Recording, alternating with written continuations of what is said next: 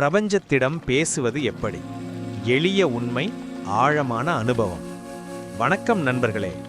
இன்று நாம பேச போற விஷயம் ரொம்ப சாதாரணமானது, ஆனா வாழ்க்கையையே மாற்றக்கூடியது.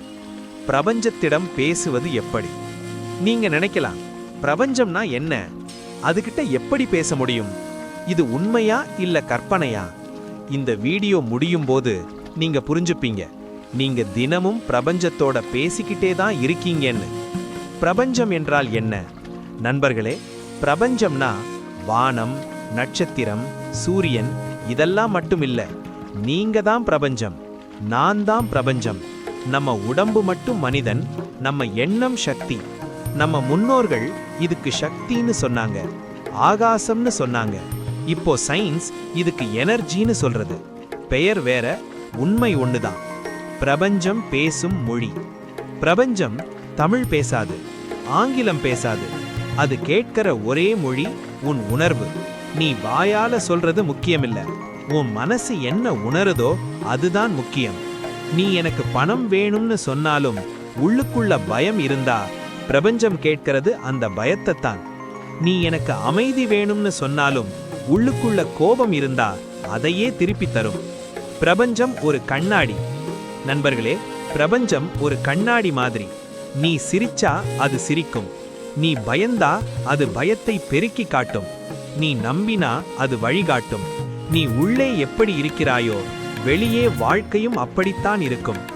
பேச ஆரம்பிக்க முன்னாடி செய்ய வேண்டியது. இப்போ பிரபஞ்சத்திடம் பேச போறோம். அதுக்கு முன்னாடி ஒரு சின்ன பயிற்சி. இப்போ இந்த வீடியோவை பாஸ் பண்ணாம கேளு.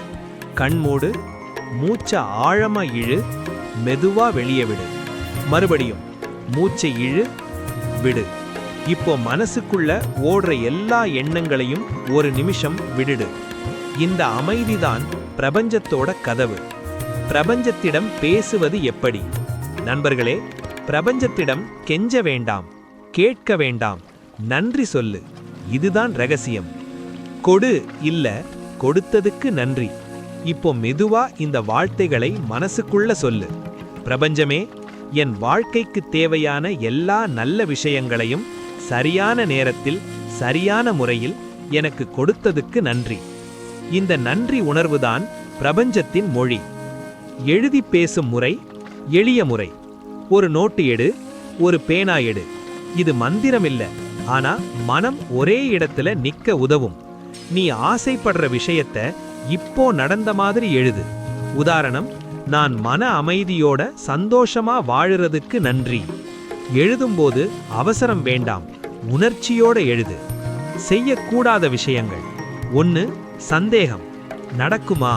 இந்த ஒரு கேள்வி எல்லாத்தையும் கெடுக்குது. 2. அவசரம். எப்போ வரும்? இந்த பதட்டம் பிரபஞ்சத்துக்கு எதிரான அலை. 3. ஒப்பீடு. அவனுக்கு கிடைச்சது எனக்கில்லையே. ஒவ்வொருத்தருக்கும் நேரம் வேறு. பொறுமை பிளஸ் நம்பிக்கை.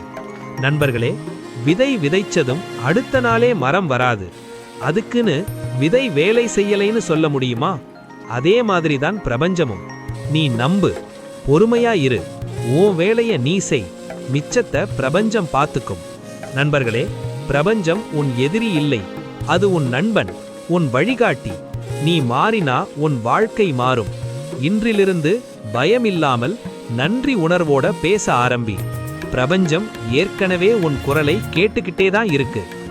இந்த வீடியோ உங்கள் மனசை தொட்டிருந்தா லைக் பண்ணுங்க, ஷேர் பண்ணுங்க, சப்ஸ்கிரைப் பண்ணுங்க மறக்காதீங்க.